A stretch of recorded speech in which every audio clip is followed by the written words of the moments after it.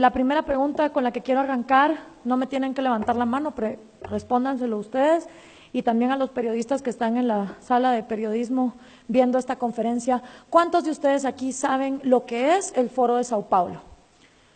No tienen que levantarme la mano, pero respóndanselo ustedes. Gustavo nos acaba de enseñar muchos de los síntomas de lo que ocurrió en Venezuela. Ahora yo les voy a explicar de dónde viene esto, porque no surgen estas cosas por casualidad, ¿sí? No es de que de la nada está pasando todo esto. Todo esto es una estrategia muy bien armada que se va pensando por décadas y por eso es imperativo saber lo que es el Foro de Sao Paulo. Y México, de todos los países en América Latina en los que yo he trabajado, donde he estado dando conferencias, donde me he reunido con políticos, con jóvenes, con empresarios, es el país que menos enterado está regionalmente de todo lo que ocurre de Guatemala para el sur. Y eso hace obviamente que una amenaza sea mucho más fácil de ser infiltrada. Este señor está hablando en el año 1998, ¿ok? Como muchos cubanos le dijeron a los venezolanos, tengan cuidado porque Chávez se escucha igual que se escuchó Fidel Castro a principios de los 60. ¿Y qué hicieron los venezolanos? Se burlaron de los cubanos. Les dijeron exagerados, les dijeron estás en fantasía, Cuba es una isla, nadie puede ir a rescatarla, en cambio Venezuela es vecina de Colombia, es vecina de Brasil, eso aquí no va a pasar. Y créanme que creo que hoy por hoy está mejor vivir en Cuba, que no es que sea un paraíso, a estar en Caracas. Entonces, nadie aprende en pellejo ajeno, ¿sí? Si podemos regresar a la infografía que yo tenía antes. Si todos aprendiéramos en pellejo ajeno, los chinos, antes de seguir a Mao, hubieran aprendido de la miseria que estaban viviendo los rusos en los gulags. Si todos aprendiéramos en pellejo ajeno, los vietnamitas hubieran aprendido de los chinos y de los soviéticos. Si todos aprendiéramos en pellejo ajeno, los cubanos hubieran aprendido de los soviéticos, de los chinos y de los vietnamitas. Si los venezolanos hubieran aprendido en pellejo ajeno, hubieran aprendido de los cubanos, etcétera, etcétera. Entonces nunca nos creemos el cuento. Eso aquí no va a pasar. Y para uno no quedar como un paranoico, que lo que está es montando una teoría de conspiración, vamos a hablar con hechos y con realidades. Pero el populismo que actualmente estamos viviendo en América Latina sí tiene una fecha de nacimiento, y es el Foro de Sao Paulo en 1990. ¿Por qué? Porque en el momento en que Fidel Castro es exitoso y trae el comunismo por primera vez a América Latina en 1959, el resto de países latinoamericanos lo que hicieron fue un copy-paste de guerrillas marxistas. Guerrillas en Guatemala, en El Salvador, en Nicaragua, el APRA en Perú, en Uruguay, donde participó Mujica, guerrillas en Argentina y por supuesto la guerrilla más multimillonaria de todas, las FARC en Colombia. Todas estas guerrillas marxistas no se dieron por casualidad, venían financiadas por la Unión Soviética con el entrenamiento cubano. Pero pasa algo en 1990, resulta que se cae el muro de Berlín y la Unión Soviética se desploma y ya no hay mama soviet que pague dinero para las Kalashnikov, para los bombazos, para los secuestros, para todo lo que requiere un armamento guerrillero y enfrentarse contra el gobierno. Fidel Castro se empezó a dar cuenta que la Unión Soviética estaba colapsando desde 1987 y empieza entonces a ver cuál va a ser la estrategia para postergarse en el poder, porque Cuba es una isla que necesita recursos que vengan de afuera. Y si no iba a estar la Unión Soviética, ¿cómo iba a sobrevivir Castro en el poder?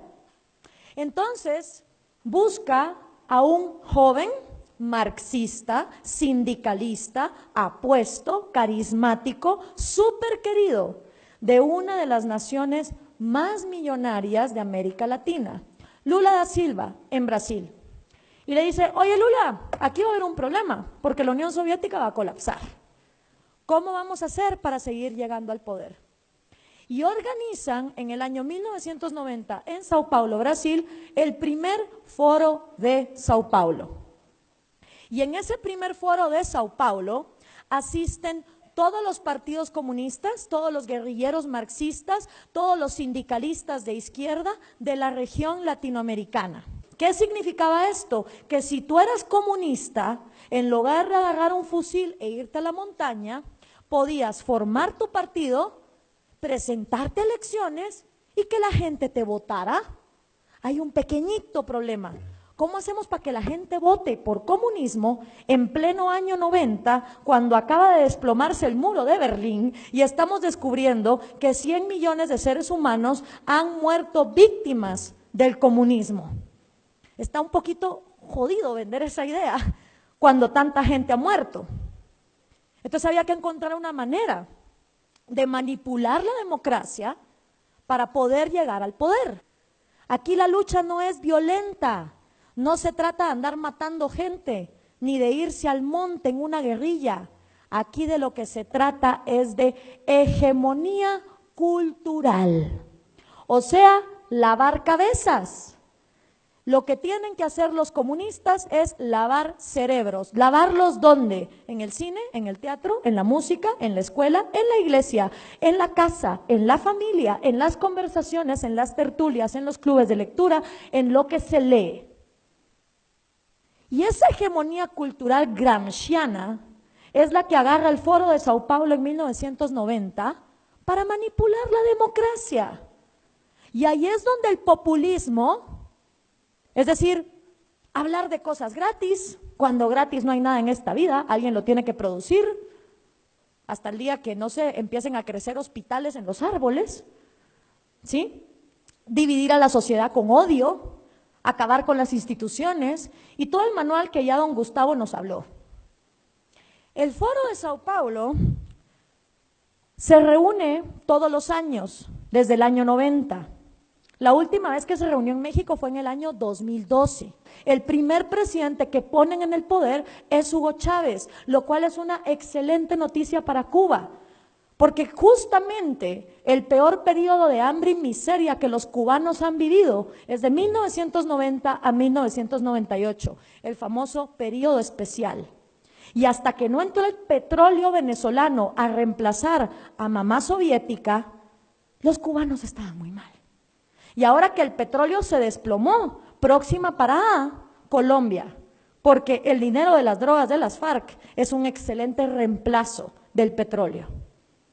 Estos socialistas no piensan en décadas, piensan en siglos y están actuando por siglos.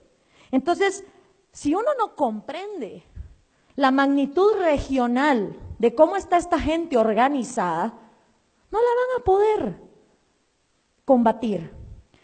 ¿Quiénes acudieron? De Cuba el Partido Comunista, de Colombia las FARC, de Nicaragua obviamente el Frente Sandinista, de Guatemala la URNG, de El Salvador el FMLN y de México, oh sorpresa, el PRD. Y ese es un gran reto para ustedes, porque a partir del año 2015, Morena también es miembro del Foro de Sao Paulo. Pero el PRD es miembro del Foro de Sao Paulo desde que López Obrador estaba en el PRD. Entonces, yo en su lugar no sé qué haría, pues. No, se lo digo de verdad, porque si un partido hoy por hoy es miembro del Foro de Sao Paulo, lo que le está diciendo al mundo es: el socialismo del siglo XXI es la vía. La dictadura venezolana es lo que hay que emular. Vamos para allá. Un partido que hoy sea miembro de este foro está dándole aplausos y espaldarazos al genocidio que está ocurriendo en Venezuela. Y si ustedes salen a decir, Morena es miembro del Foro de Sao Paulo, ¿qué van a hacer cuando les digan y el PRD también? Por eso es importante entender, si vamos a ser congruentes, como se dijo aquí antes, y si no van a llevar el populismo destructivo al poder, ver qué se hace con esto.